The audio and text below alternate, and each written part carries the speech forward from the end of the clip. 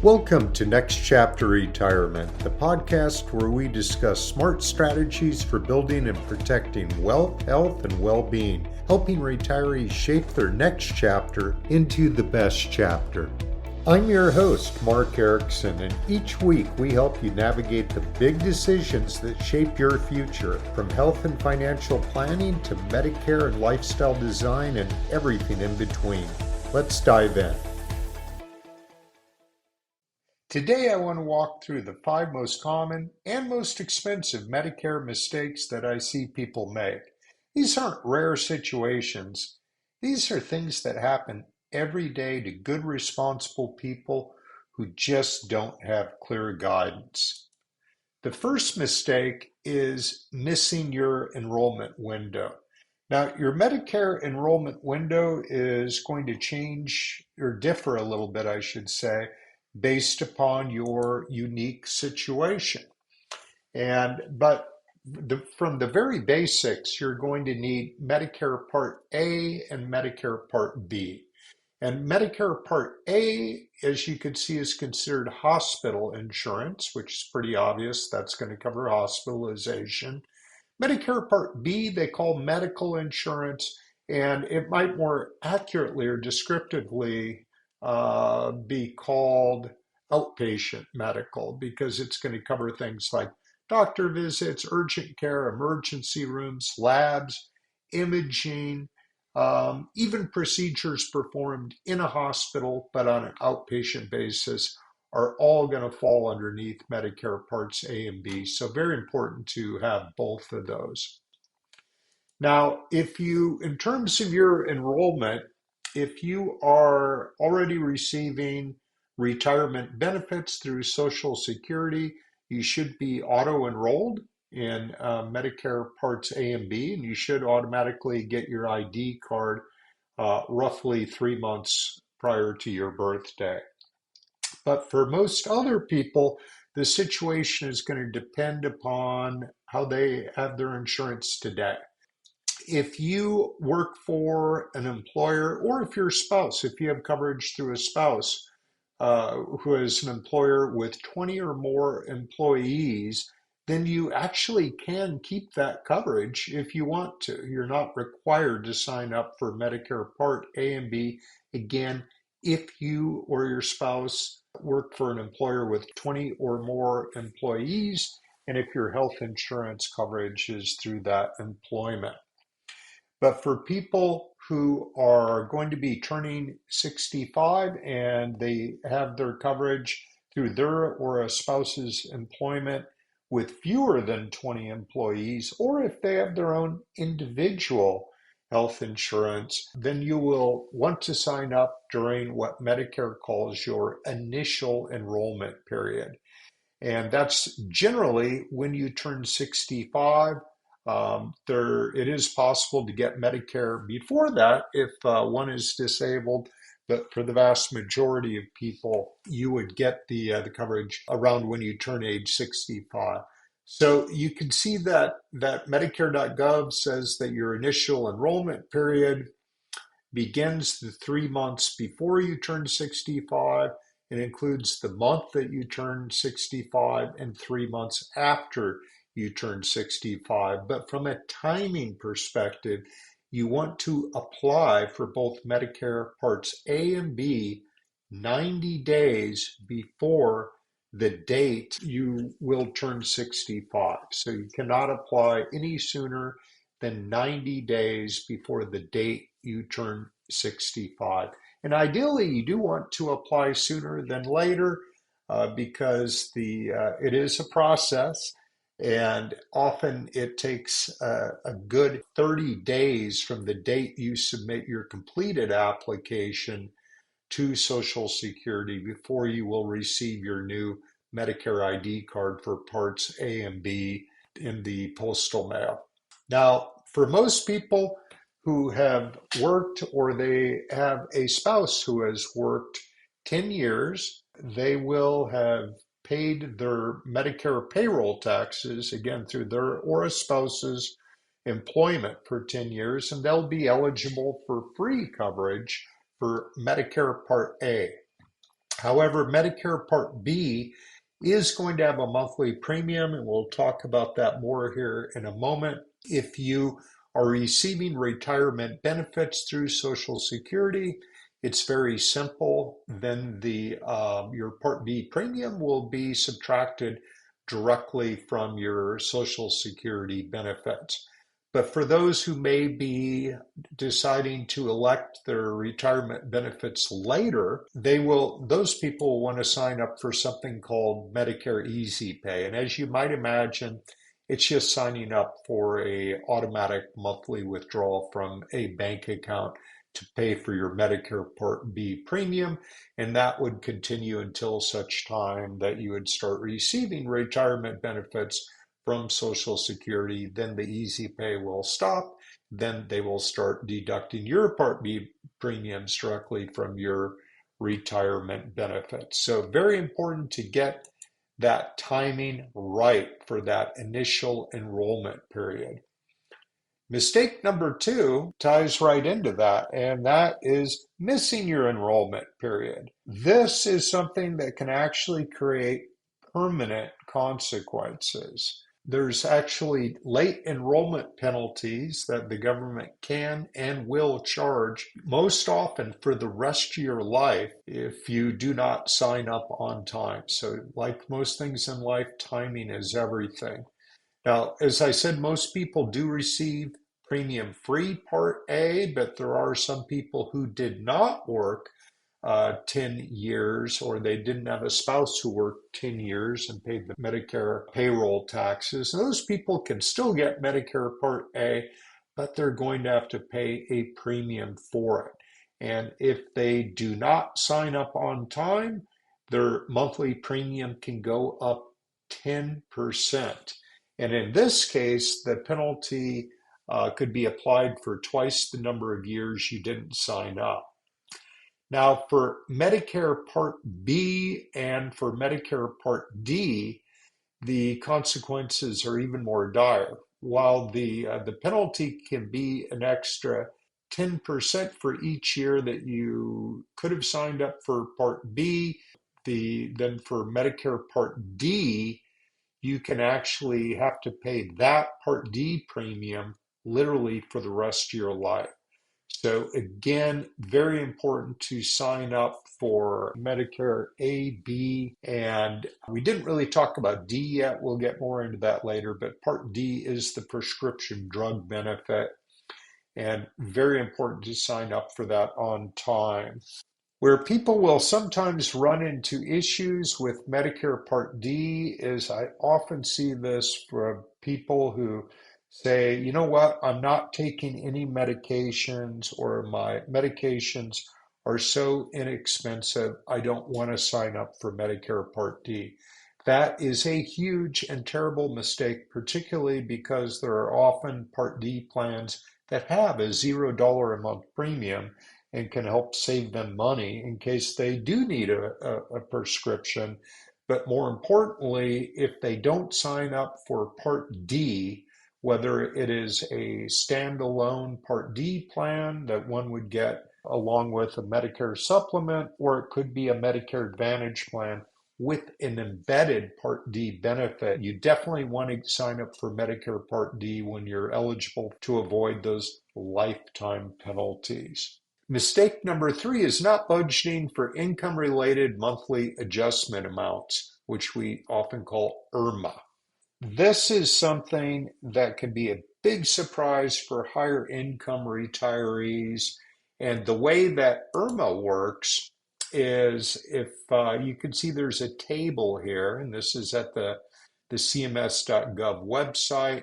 And we could see that a single tax filer or a couple that filed a joint return, and by the way, they always look at your modified adjusted gross income for the tax year 2 years prior. So for 2026, they'd be looking at the 2024 return. And if the income for a single filer is 109,000 or less, or for a joint return, 218,000 or less, they would pay the base premium, which for 2026 is 202.90. these numbers will change a bit each year. But we could see that if somebody earned more than that, then there would be an additional income related monthly adjustment amount. Again, these are Medicare Part B premiums. So if we add the 8120 to the base amount of the 20290, that's where we're going to get the 28410.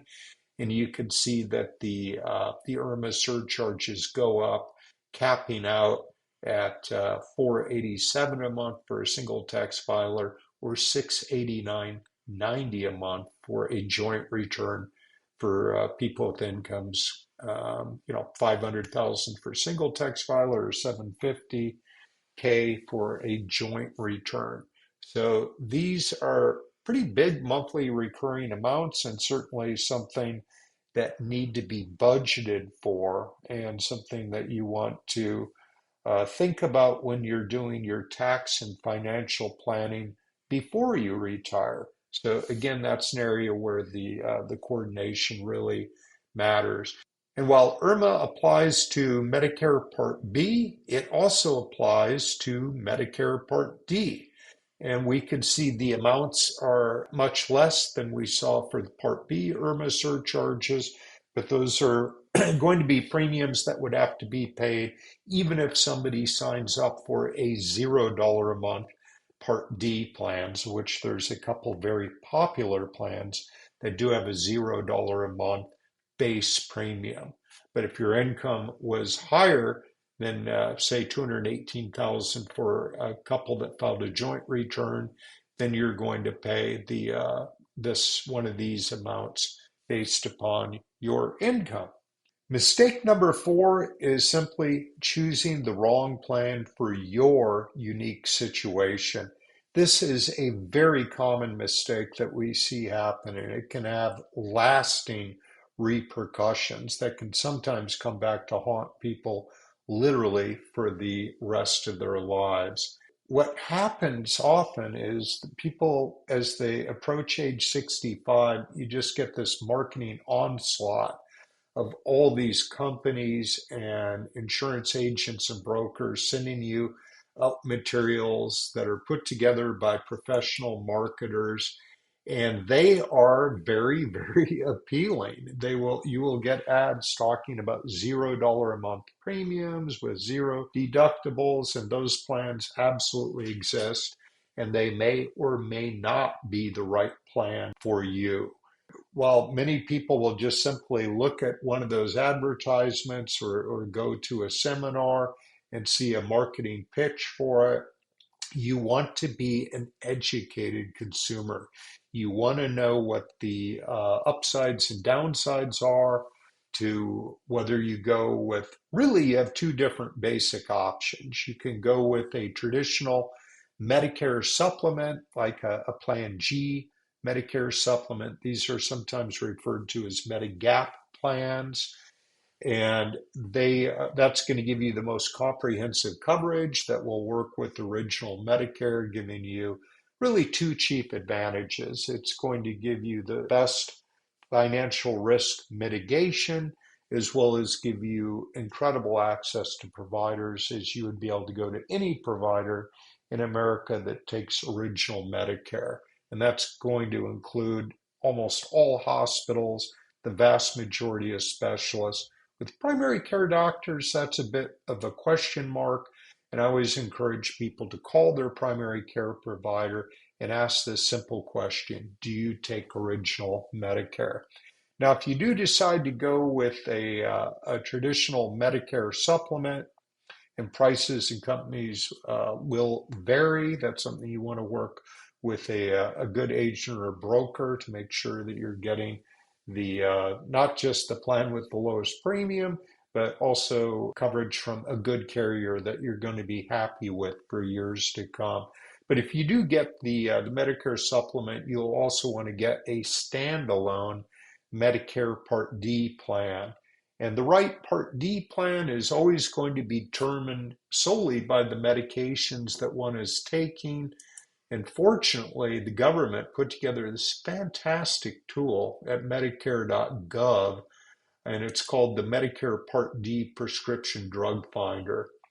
Very easy to use. You can just put in your zip code and say you're looking for Part D. For most people, they will say, I don't get any help from these programs. Yes, you do want to see drug costs, of course. Then you just simply enter in the medications. And then this Medicare.gov Part D prescription drug plan finder tool will look at the medications that you're taking, and then it will tell you which plan is going to be the optimal plan and result in your lowest out-of-pocket cost. And generally speaking, that's the plan that you want. Quick little aside, it will also ask you to select your favorite pharmacy. Do yourself a favor though, but select all the popular ones. In Colorado, I always recommend that people look at, Walgreens, CVS, King Supers. You could also put in Walmart or Costco. The reason why you want to put in these most popular pharmacies is that sometimes you will discover that your prescriptions could be significantly less at one pharmacy versus another. So certainly that is valuable information for you as you go through the process of determining which plan is going to be best for you for Medicare Part D. Now, the other option is, and this is the one that you get the majority of the marketing information about, are the Medicare Advantage plans. And Medicare Advantage plans do have some appeal, chiefly in terms of that advertised $0 a month premium. But of course, we know there's no such thing as a free lunch in this world. And the way that they can offer these plans with $0 a month premiums and $0 deductibles is the plans will have rather significant out of pocket maximums, and they will typically work with some sort of network. So you need to make sure that your providers are in network. If you do want to go with a Medicare Advantage plan, be sure to go with one that has an embedded Part D prescription drug benefit. Very, very important. Now, the out-of-pocket maximums on the Medicare Advantage plans, they commonly hover between, $3,000 and $7,500 or more. So that's something to be aware of. And although they do have plans absolutely with the $0 deductibles, you do want to look at the copays and the coinsurance. As an example, the copays can be hundreds of dollars per day for hospitalization, often with days 1 through 6, as well as there can be significant copays for things like outpatient surgery, MRIs and imaging, etc. Kind of the real big deal with Medicare Advantage, though, can really often come down to the network.